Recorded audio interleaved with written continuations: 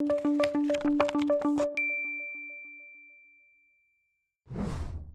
been a long time since a new Apple TV was released, but now we finally have the newest version and it's been changed in pretty much every way. The question is though, is it too little too late, or is it still something worth buying? When you look at the box compared to the previous version, it doesn't look all that different, just a bit taller, but on the inside everything has been changed. Now you have options for 32 or 64 gigabytes of storage, and you have Apple's A8 processor.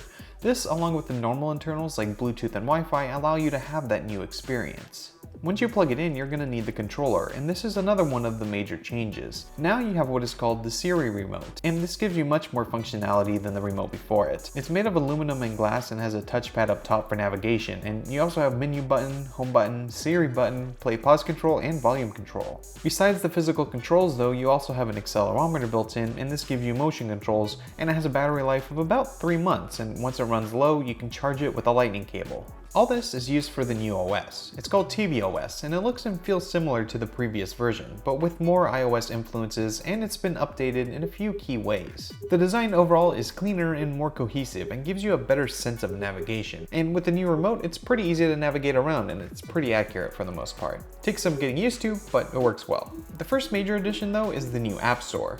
This allows third parties to make apps and games that you can download just like you would on your phone. Right now at the time of this video, there's about 1,500 apps available, but there's more and more being added each day. You get the normal ones you'd expect like Hulu and Netflix, but there's also a wide range of other apps. There are quite a few games available, and a lot of them are the popular ones we're used to like Crossy Bird, Asphalt, and Alto's Adventure. These games all have to work with the included Apple remotes. Some do it better than others, but you can use the motion controls built in or the touchpad. The controls vary from game to game, but they all will work with the remote. If you don't want to use the remote though, you can also sync a Bluetooth gamepad to the Apple TV and use that. And there's also multiplayer games, and to do those, you're going to use your iPhone or iPod Touch as a second controller. Overall, gaming works really well and it looks good. I wouldn't compare it to like the PS4 or Xbox One, but it's getting there. Besides games though, the main thing that the Apple TV is for is content, and you get everything that you would be used to from other devices. The new thing here though is how you find the content. Siri is a major part of navigating the Apple TV.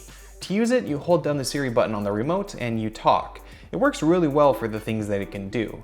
It recognizes pretty much everything you say and it does it quickly. The thing is though, you can't ask everything you might be used to. You can ask things about movies and TV shows and who's in those movies and TV shows. You can ask about sports and the weather, but you can't really ask anything else, and it pretty much has to be entertainment related. It's definitely an interesting decision by Apple, but for those commands that do work, you get a response quickly and pretty accurately. There are some nice Siri commands too in the playback, like being able to turn on subtitles or fast forward and rewind a certain amount of time, all by your voice, and this really does come in handy sometimes. The best place that Siri is implemented though is when searching for new shows.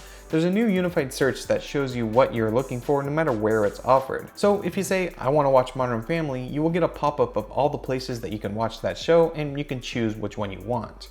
This is by far the best part of Siri, and it makes finding what you want to watch much easier. There really aren't too many issues with the Apple TV though. There isn't anything inherently wrong with the product. There are things like the remote not being the most ergonomic, and there's some software things like not being able to search the App Store or Apple Music with Siri. Little things, but really here there's a great foundation to build upon, and I think that's what's important. The App Store has a lot of promise, and I know this is something we say about a lot of products, but if there's one place the ecosystem is going to grow, the Apple TV is definitely going to be it.